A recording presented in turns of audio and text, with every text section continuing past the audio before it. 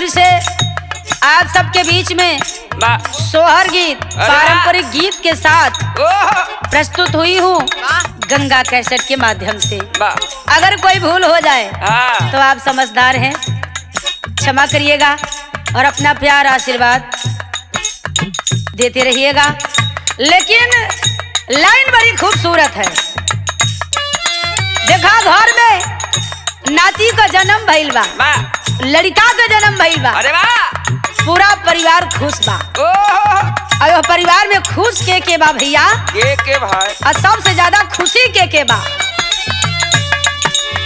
सासू सुहागिन सुख पवली,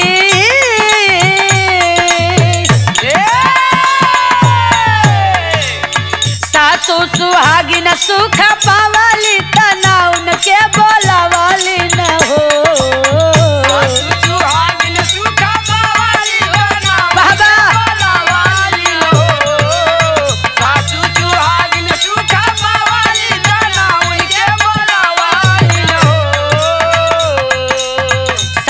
सुहागिन सुख पावली, तना उनके बोलावली न हो। ललना गाँव के पड़ोसिन गोहरावली, त मंगल गीत गावेली हो। बाबा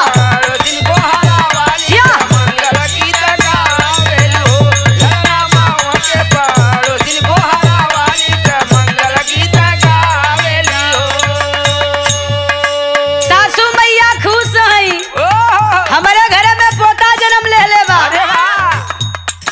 ईश्वर करे। ये हमार ललना, ये हमार बाबू बाढ़ है, पढ़ है, लिख है, नौकरी चाकरी करे, तरक्की पर है। अब बड़ी खुश हैं भैया, जाके पूरा आस पास पड़ोस को मेहरारू बोला के ले आई, अब मिल के मंगल गीत गावत है। कैसे भैया?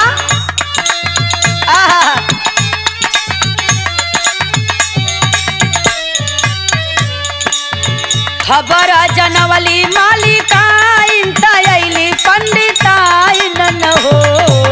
खबर जनवली मालिकाइन, क्या बात है, जिया जिया। ओहो, खबर जनवली मालिकाइन, तैली पंडिताइन न हो। खबर जनवली मालिकाइन, तैली पंडिताइन न हो। ललना गोत्राचार सबही के सुनावेली, मंगल गीत गावेली हो। क्या बात है?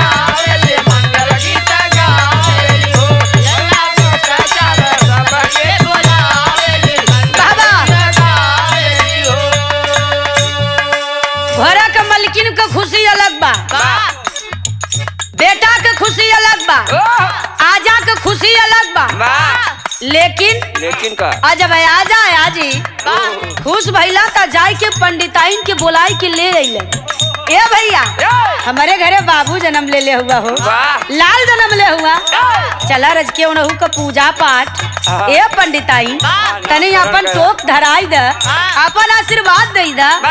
पंडिताइन नहीं, पूरा गांव जुटा है, अब मंगल गीत गा रहा है। आगे कहना बका, ओहो साजल रहे भैया।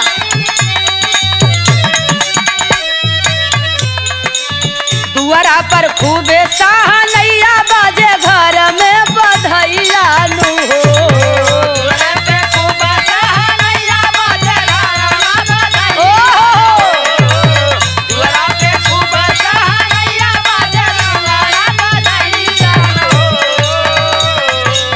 दुआरा पर खूबे सहनैया बाजे, घर में बधैया बाजे हो।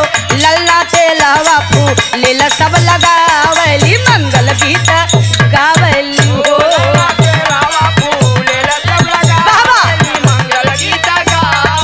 क्या बात है?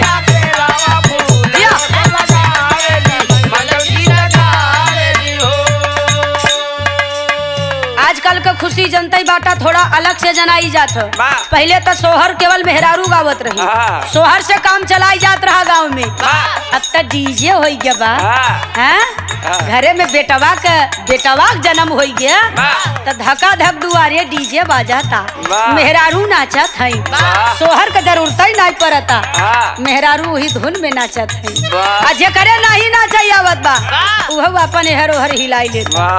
डीजे ऐसा कमाल के चीज बा भैया कि सबके हिलाई देते, कि सबके हिलाई दे बा, सही बात बा। लेकिन अगली लाइन में कहना बा यही सोहर का कड़ी में का बाबा बनले रहा आराम से। सासू लुटावेली रुपैया ननद जी के भैया नु हो, सासू लुटावेली रुपैया ननद जी के भैया नु हो, सासू लुटावेली रुपैया ननद जी के भैया नु हो,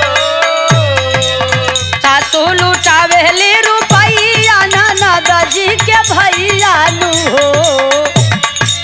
सासू माई अचरे में रुपया भर के लुटावत है। ए बहनी हला ले ला हो, घर रहीस बा, घर तनी रहीस बा, जवन धन बा, सोना चांदी बा, गेहूं चाउर बा, सब गरीबन में बांटल जाता।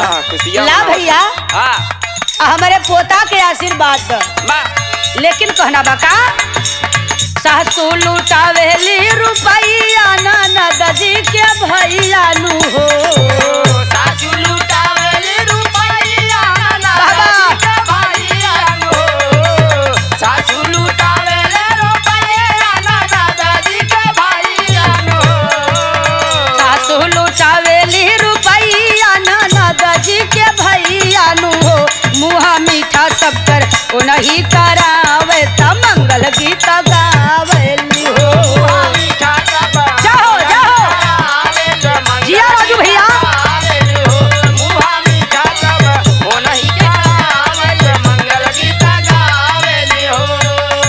सासू सुहागिन सुख